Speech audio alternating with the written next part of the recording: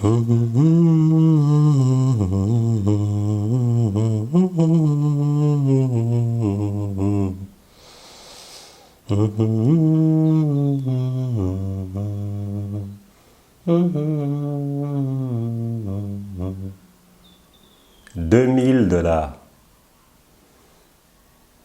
Des dollars 1 jusqu'à 2000. Ouais. C'est la rançon que nous exigent nos députés nationaux pour faire leur travail. Et pire encore, si ces montants est un SMIG très envié à travers le monde, sachant qu'au Congo on n'arrive même pas à 300, eh bien, nos députés veulent cette rançon en supplément de leur salaire déjà, qui doit être autour de 6 ou 8 000 $. Bon, ils disent pour leur défense qu'ils sont payés au taux de 1600 sur $1. Le pauvre. Je comprends, moi.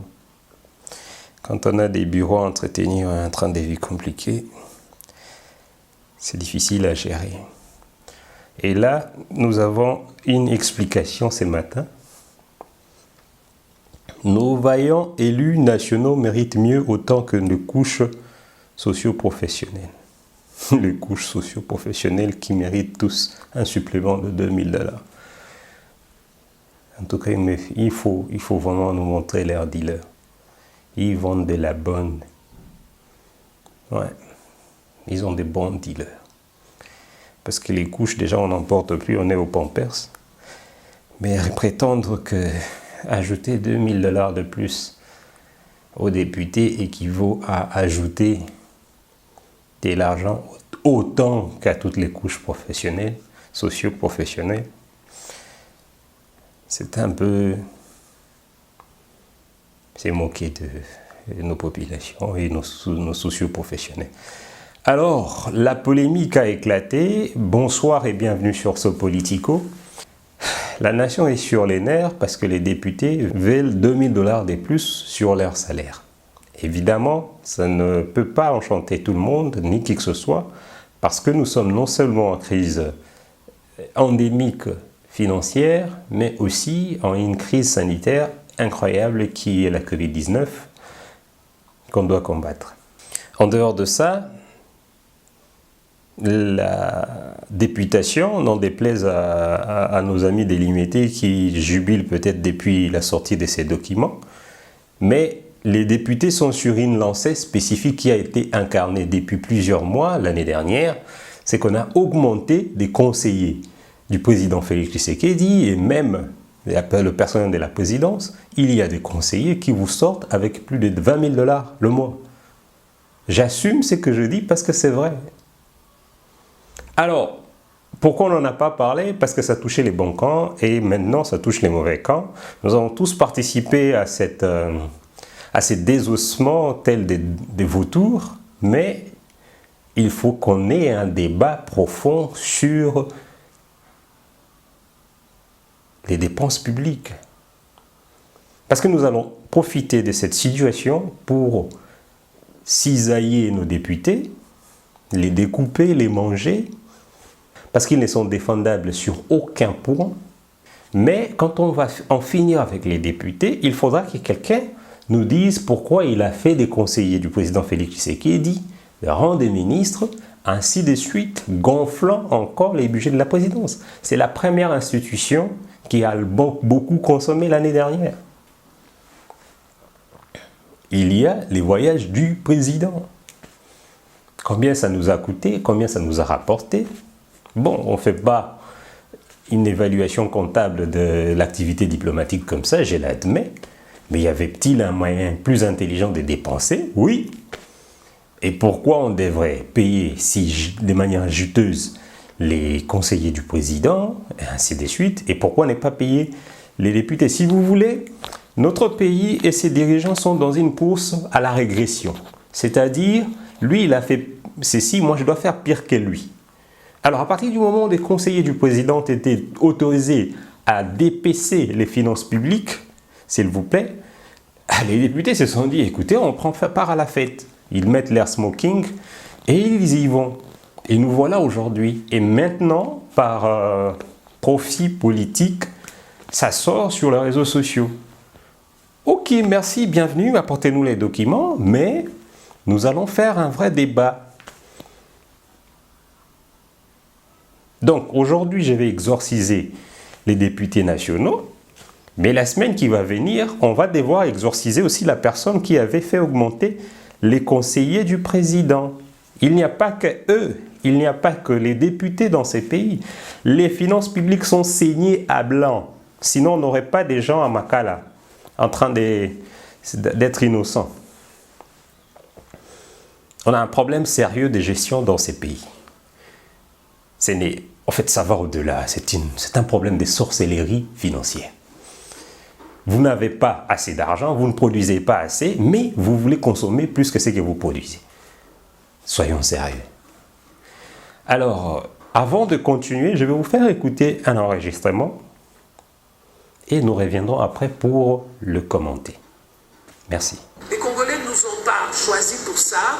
Ils nous ont choisis d'abord pour mettre de l'ordre, de l'unité, de la cohésion, mais surtout apporter des réponses à leur quotidien qui reste difficile.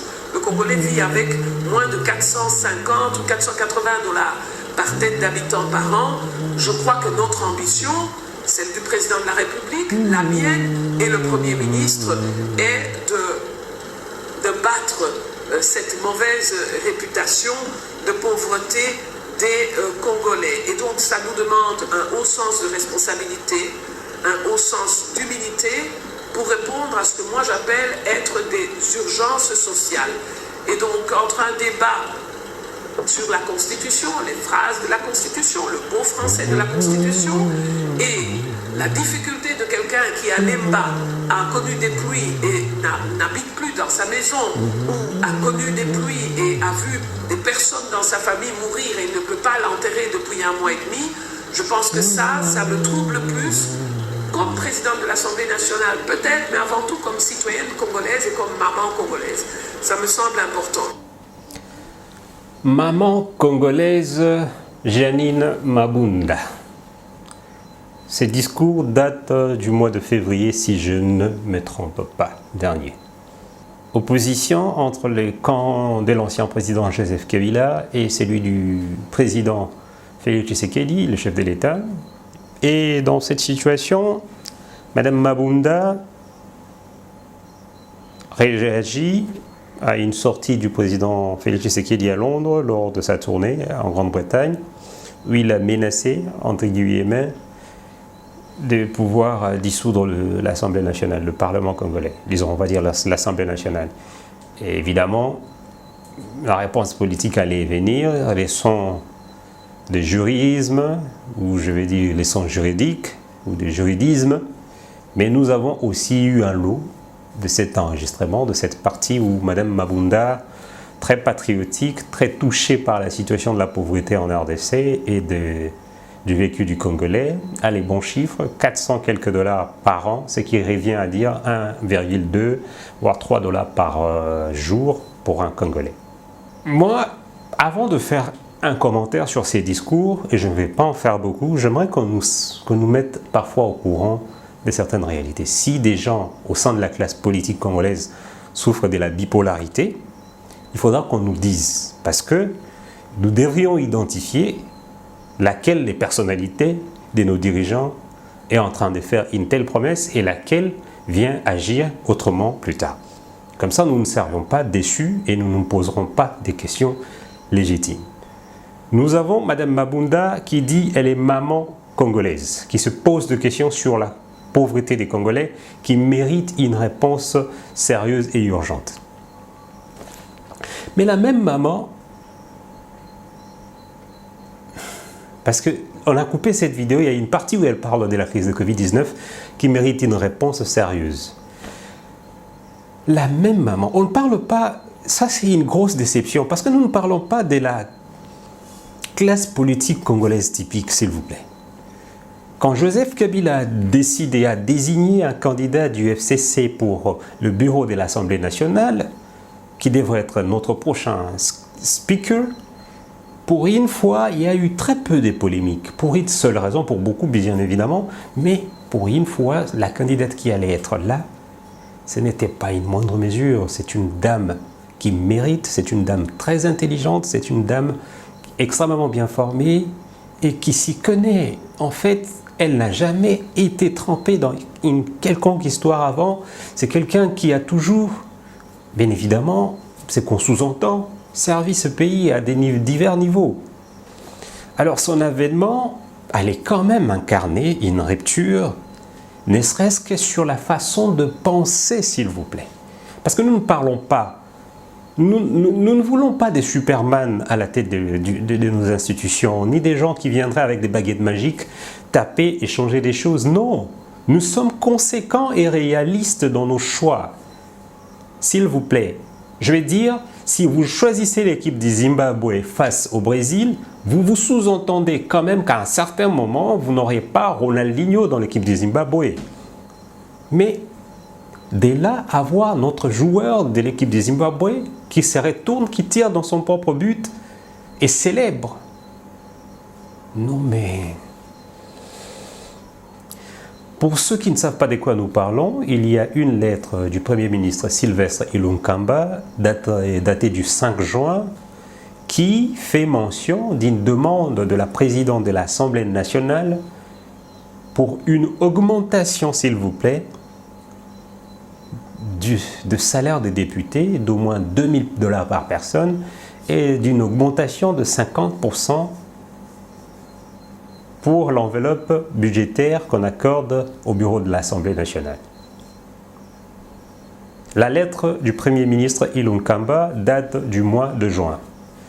Dans cette lettre, le Premier ministre fait une référence à la demande de Mme Janine Mabunda qui date du mois de mai.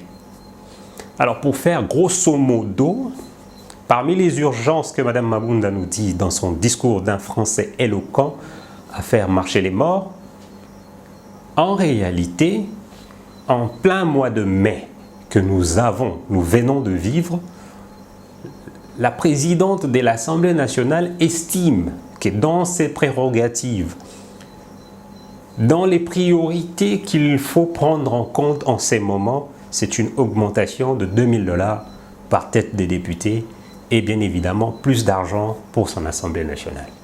Elle qui, un peu plus tôt, parlait en janvier, en février, parlait des populations congolaises qui croupissent et qui ont besoin d'une assistance. Cette situation mérite une séance d'exorcisme. Ceux qui connaissent la chanson congolaise que j'étais en train de mimer au début, c'est une chanson religieuse congolaise en lingala qui dit grosso modo que ce qui nous arrive n'est plus une question physique, c'est une question spirituelle d'esprit. Alors il faudra se battre par esprit.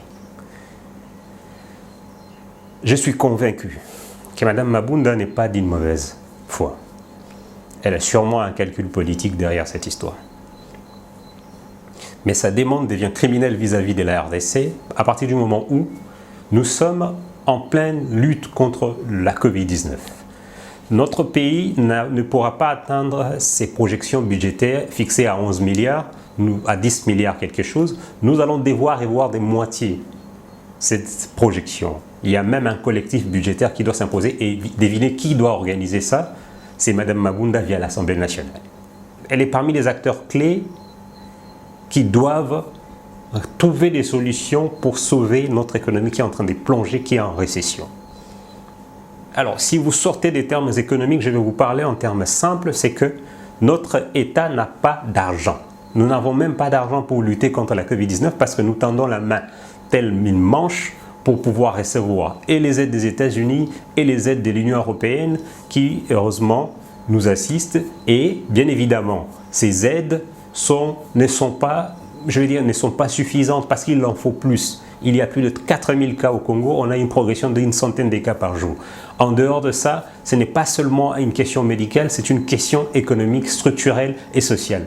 Il faudra que l'État se prépare à faire face à une vague économique qui va venir après la pandémie. Ça sera beaucoup plus violent, ça sera beaucoup plus brutal que la pandémie.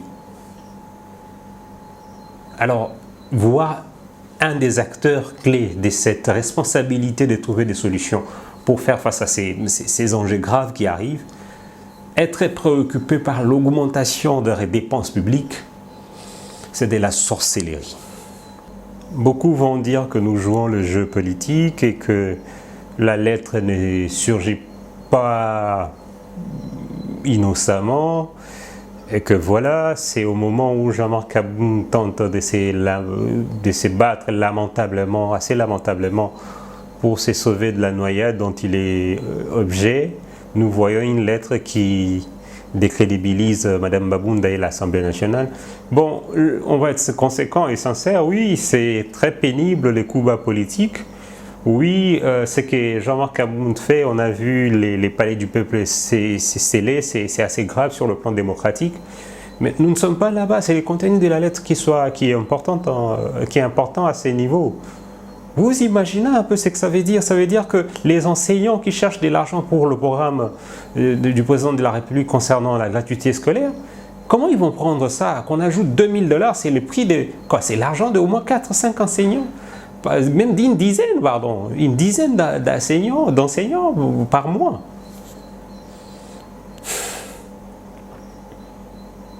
Aucun député n'en a parlé. Est-ce qu'il n'était pas au courant? Depuis 48 ans, on le cherche, le téléphone est fatigué de sonner dans le vide parce que personne ne veut répondre. C'est une cupidité incroyable qui met en lumière la nature profonde de la classe politique congolaise qui est celle des démons, des sorciers. Excusez-moi, je vais vraiment être conséquent aujourd'hui. Je pense que ça prouve quand même des sérieux problèmes d'égoïsme et des visions même à travers nos dirigeants.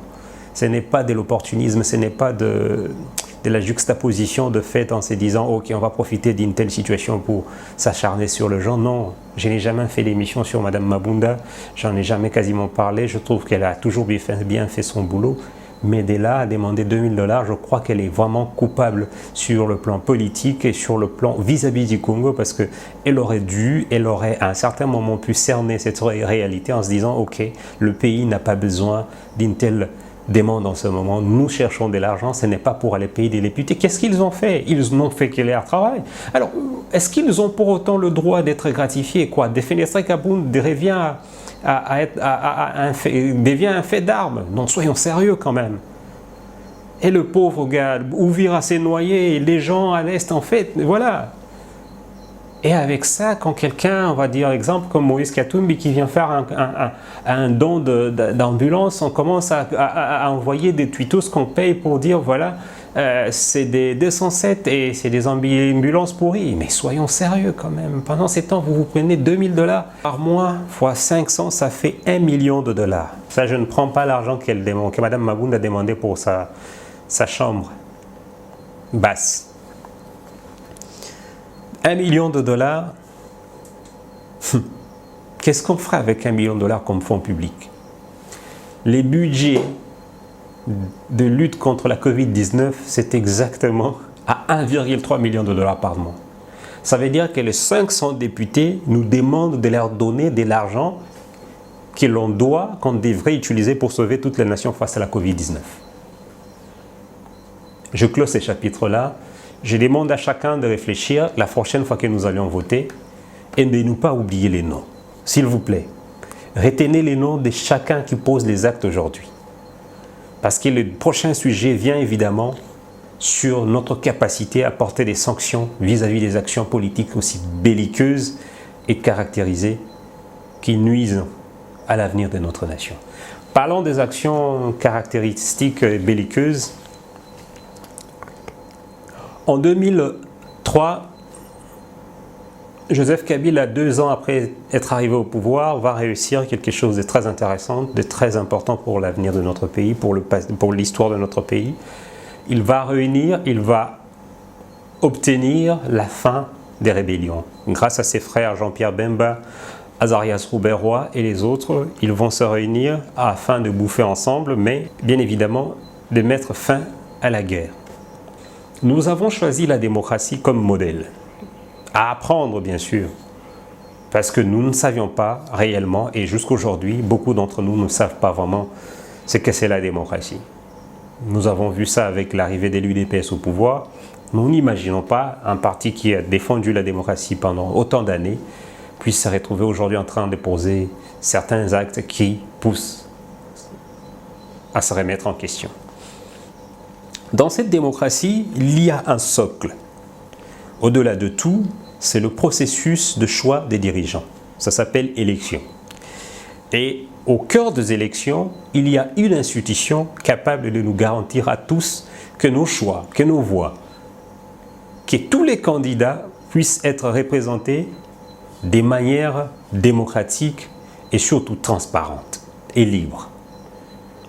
Cette institution s'appelle la Commission électorale. Elle a pris des différents noms, Commission électorale nationale, Commission électorale nationale indépendante, et ainsi de suite. En 2006, elle est mise en place un peu plus tôt, mais elle organise ses premières élections en 2006. Quand elle est mise en place, elle a eu pour un principe simple. Mais son président, étant la personne la plus centrale du système électoral, doit être choisi selon une procédure déterminée, transparente et démocratique. Ainsi, les autres membres, par exemple le vice-président vient d'un camp, les rapporteurs et ainsi de suite, chaque composante de la classe politico-sociale de la RDC devrait apporter un candidat, un choix, une voix, pour qu'ensemble, au final, nous ayons une grande cohésion au sein de la Commission électorale nationale indépendante pour que nous ayons une garantie pour le processus de choix de nos dirigeants qui, je le rappelle, est le socle de la démocratie dans notre pays. Malheureusement, le rêve étant toujours loin de la réalité, jusqu'à aujourd'hui, nous peinons à atteindre les objectifs qui ont été fixés par écrit à travers ces principes. Je donne un exemple. En 2006, la société civile, c'est à elle qu'en revient le choix du président de la commission électorale, se réunit. La société civile est composée d'ONG, d'ONG d'une part, de certaines structures. Ensuite, les autres structures sont le président de confession religieuse, des choses comme ça.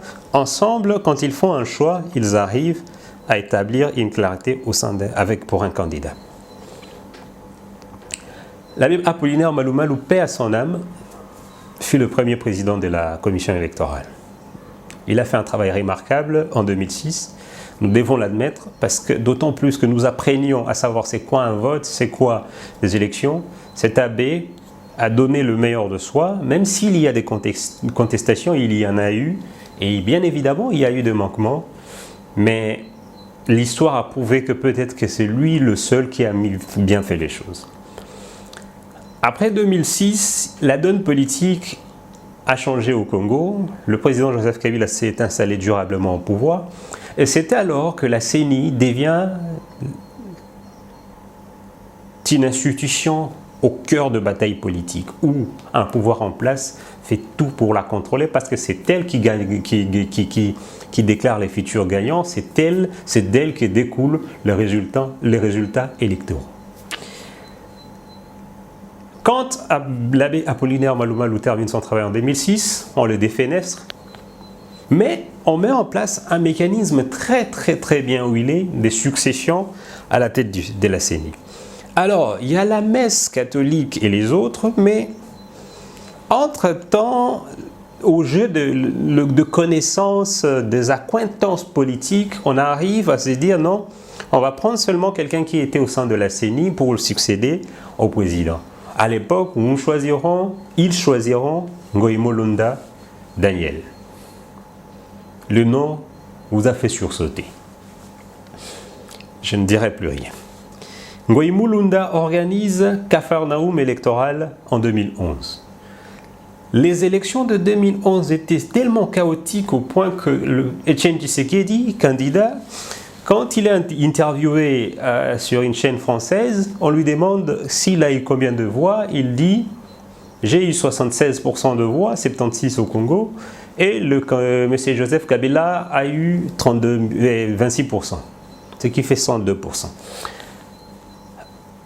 Pourquoi? Bon, le vieux, c'était un lapsus, mais ce qui était sûr, le Sphinx, y compris le président Joseph Kabila, était tout à fait incapable de dire exactement ce qu'ils avaient reçu comme pourcentage, parce que les élections ont été un cas où les résultats, on a filmé des résultats en train de pourrir sous la pluie, jamais collectés, et à un certain moment, quelqu'un, comme il avait dit à Etienne Tshisekedi, au Kolela Namunoko Amboka, tu vas plairer en langue du village, ça veut dire quoi en fait? C'est qu'on met des points, et puis voilà, on savait qui on allait déclarer vainqueur.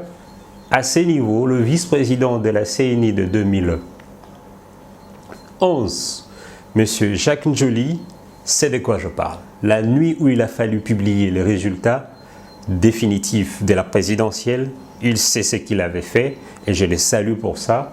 Et il le sait à quel point ces élections ont été un problème pour notre nation. Mais le Congo aime la paix. Il s'est dit, malgré les tripatouillages, allez, allons avec le président Joseph Kabila. De toutes les façons, il va faire la révolution de la modernité, mais c'est aussi son dernier mandat. 2016, on arrive. Pendant ces temps, avant d'arriver en 2016, souvenez-vous du mécanisme des successions bien huilé qui s'était mis en place. De la poche de Daniel Mulunda, on sort Corneille Nangaa, inconnu. Technicien, il s'y connaît en matière électorale parce qu'il était secrétaire exécutif de la commission électorale quand il devient président. Pendant ces temps, nos politiques, nous tous, nous étions un peu concentrés à autre chose. Je crois qu'à l'époque, nous étions plus concentrés à dire non, Kabila essaie un troisième mandat, la nomination de Nangaa n'est pas quelque chose, c'est de la fumée pour nous tromper, on ne va pas s'intéresser à ça. Nous, on va s'intéresser à Joseph Kabila. Malheureusement, c'est à ces niveaux que les choses se jouent souvent.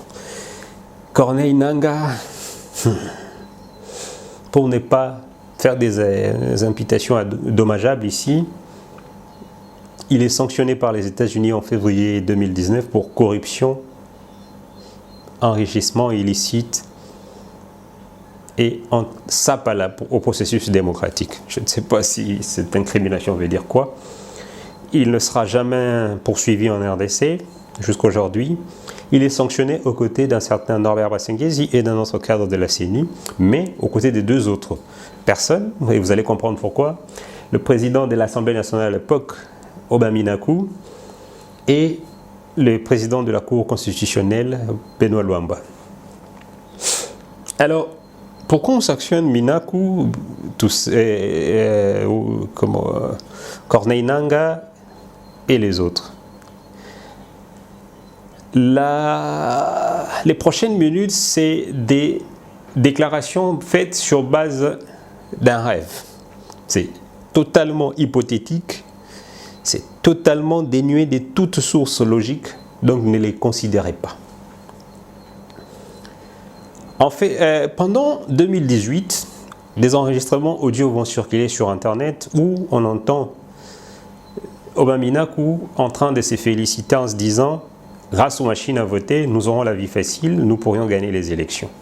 Ces audios mettront du feu dans le processus électoral. Nous commençons la danse non au MAV. Martin Fayoulou danse non au MAV, non au MAV, non au MAV, machine à voter. Mais au final, on vote avec la machine à voter. Mais on se rend compte qu'en fait, c'était beaucoup plus difficile de tricher avec les machines à voter, même avec les machines à voter, puisque Félix Tshisekedi sera élu.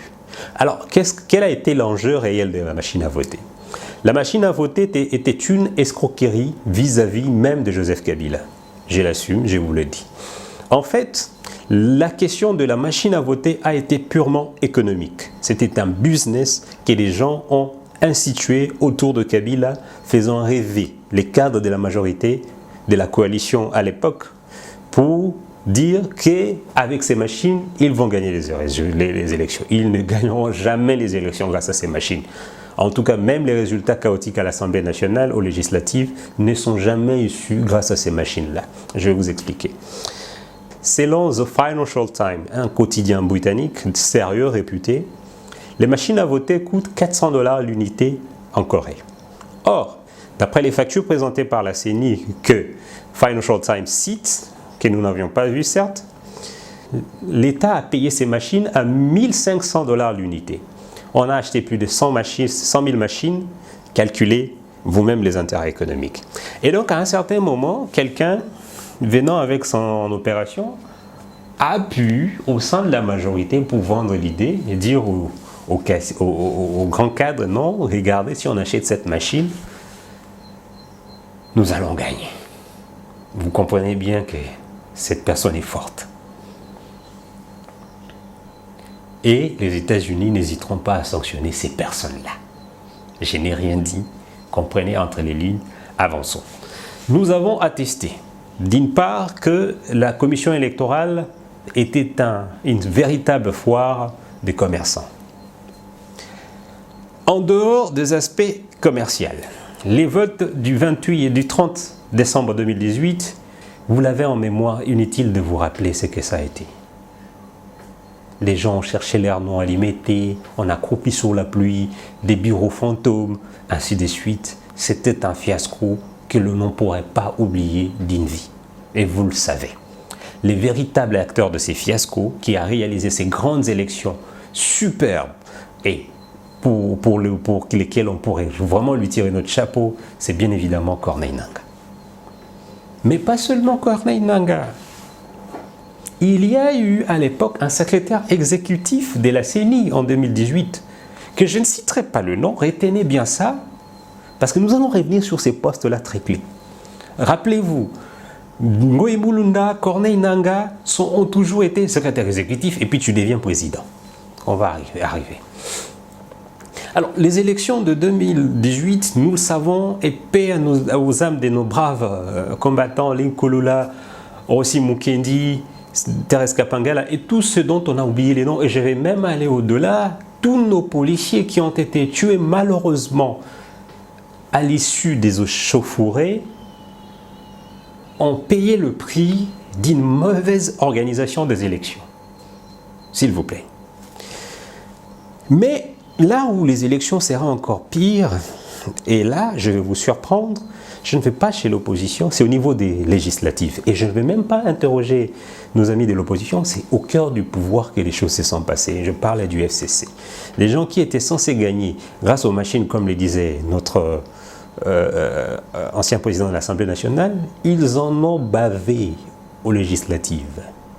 Pour la simple raison que si vous regardez les listes des députés, il y a des centaines de jeunes qui sont des étoiles montantes de la politique kabyliste, qui avaient mérité d'être élus, qui avaient recueilli des voix.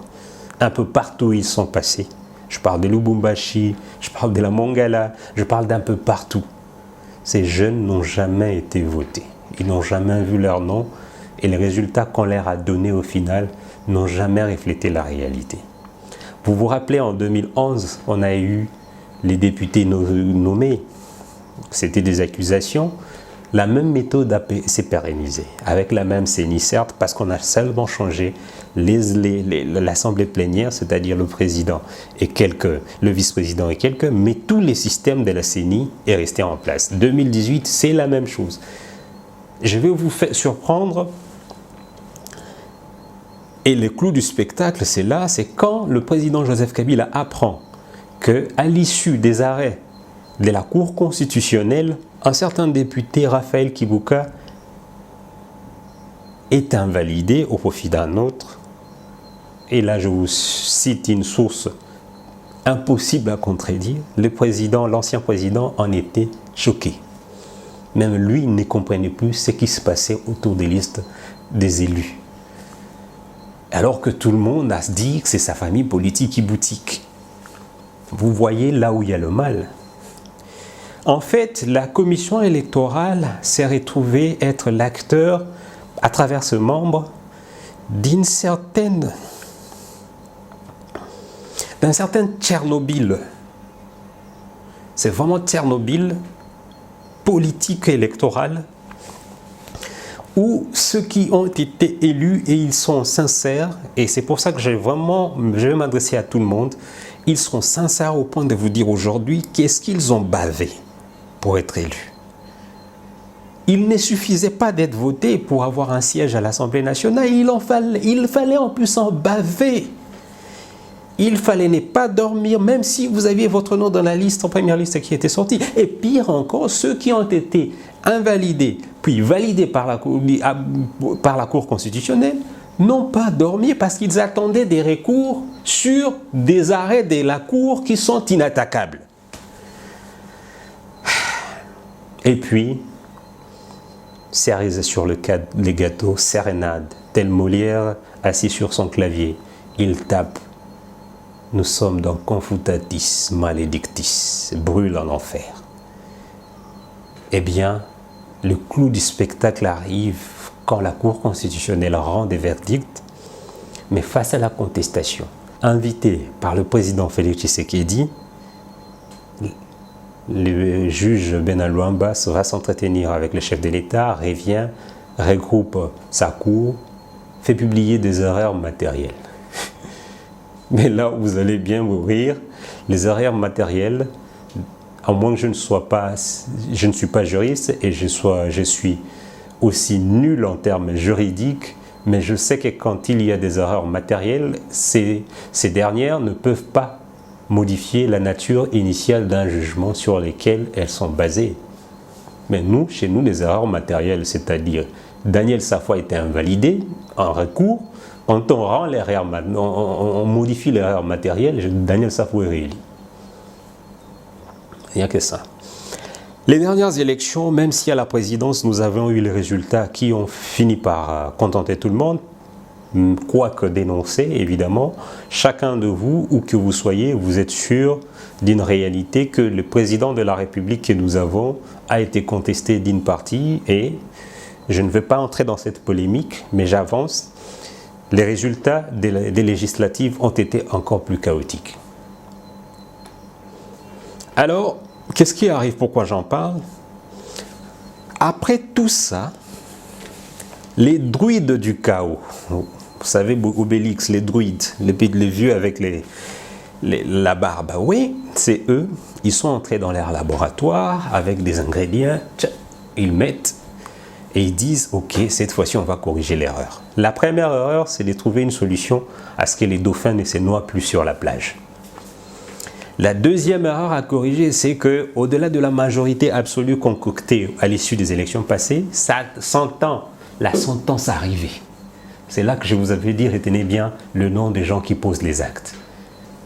Alors, tout ce monde-là sait maintenant que nous commençons à retenir le nom, y compris ceux qui vont à Makala, y compris ceux qui pourraient ne pas être acquittés les 20. Alors, sachant tout ça, ils sont rentrés dans leur laboratoire pour nous concocter leur modèle initial et très réputé. Retenez bien que j'avais dit la succession au sein de la CENI. Secrétaire exécutif, président. Secrétaire exécutif, président. Alors, cette fois-ci, c'est le même modèle.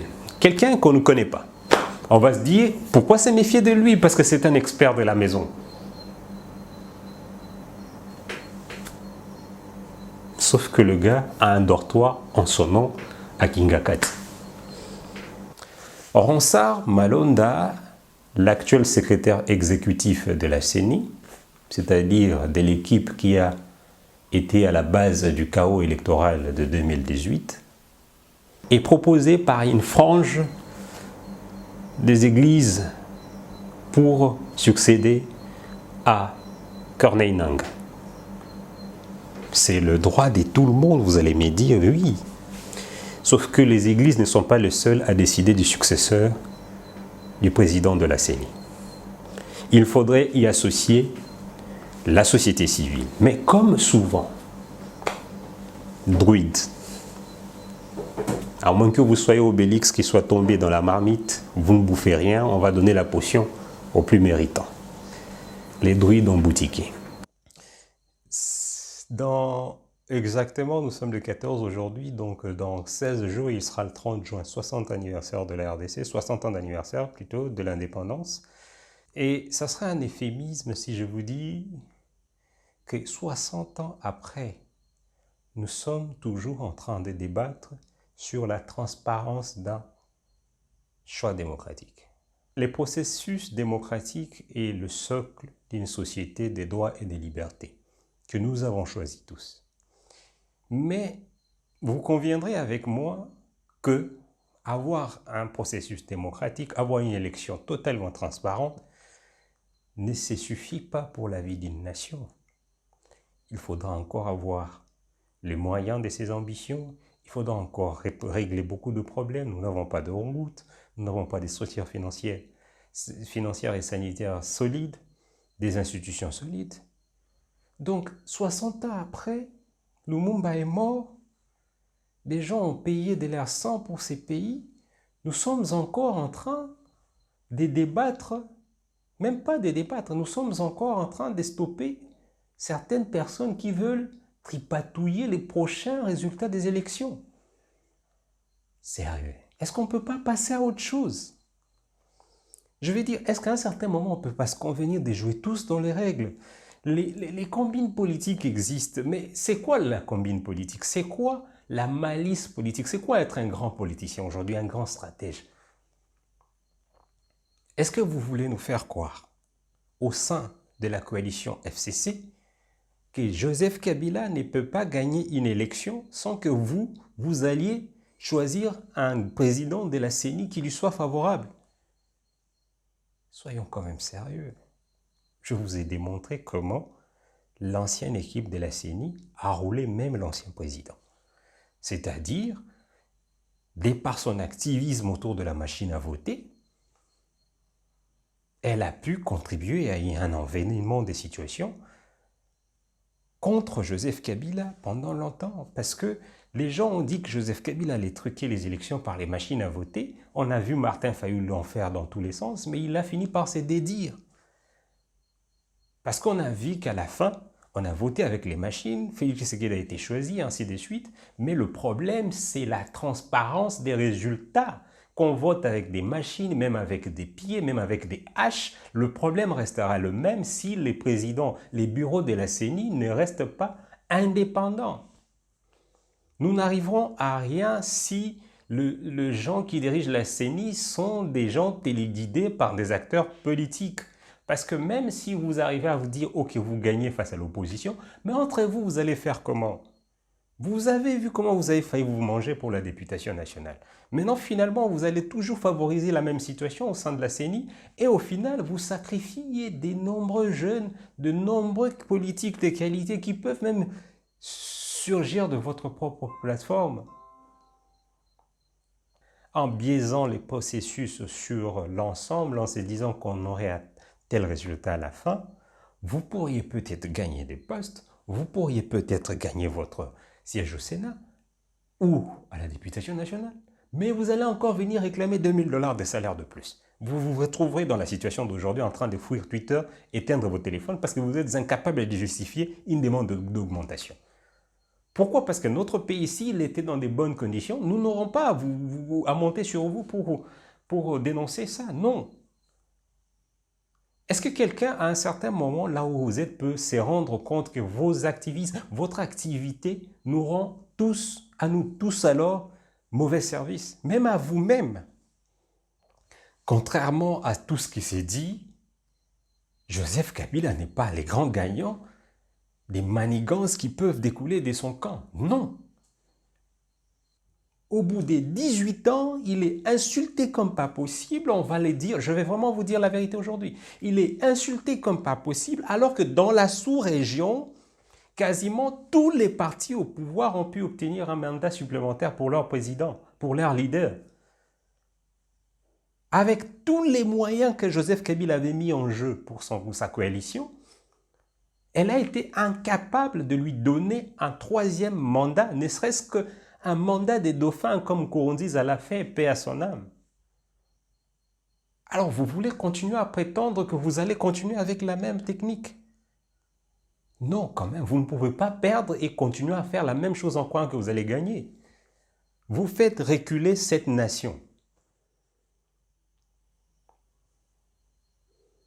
Les Congos régressent parce que chaque personne, un vendeur de vent, est en train de dire « Ok, en faisant ça, on aura ça ». Non, non, on n'aura pas ça, il aura ça.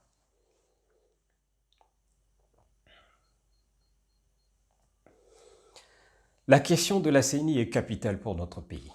Parce que nous devons passer un cap. C'est lui de pouvoir se dire, nous n'allons plus nous battre sur de petits coups. C'est-à-dire, nous n'allons plus tricher sur les règles des désignations, allons nous battre dans l'arène. Mettez vos moyens.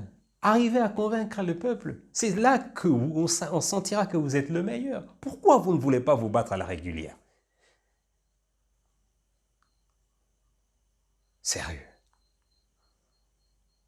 Nous avons besoin d'élections dans ces pays parce que on ne peut pas faire 15 ans sans savoir l'aspiration réelle de notre peuple, c'est quoi? On a un président élu à moins de 40%, s'il vous plaît, parce que des gens se sont dit c'est la meilleure façon de gagner des élections et ils ont inscrit ça dans des lois. Non, messieurs. Non, le Congo mérite mieux. S'il vous plaît. Souffrez. Je crois que vous ne pourrez plus mourir dans la misère.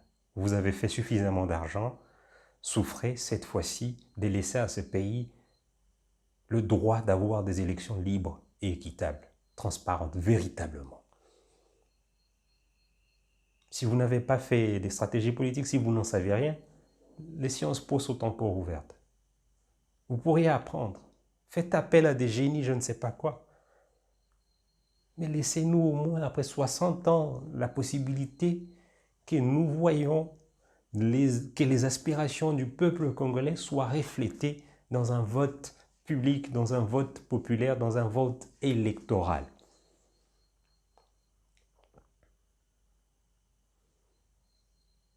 Comme a dit l'avocat Georges Kapiamba,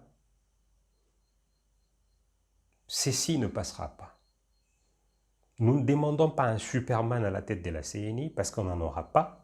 Nous n'aurons que celui qui sera à l'image de notre société, mais que ces choix soient faits en toute conséquence. Parce que le problème n'est seulement pas celui des dirigeants de la CENI. Parce que regardez bien, l'année 2018, on a eu à voter une nouvelle loi électorale qui a rafistolé quasiment tout notre système électoral à des fins politiques. Avant ça, nous avions revu la Constitution et supprimant un deuxième tour qui a rafistolé encore notre situation à des fins politiques. C'est-à-dire les 15 dernières années, les bons qu'on avait faits en avant sont engloutis par des calculs politiques qui nous font revenir vers le départ, sur le point de départ. Et en ce moment, nous ne pouvons pas aller voter avec ni cette loi-là, avec ni cette constitution. Cela voudrait dire que nous ne savons pas ce que nous voulons. Et vous allez nous excuser, nous ne pouvons pas vous laisser faire ça indéfiniment. Non, nous ne pouvons pas, ça suffit.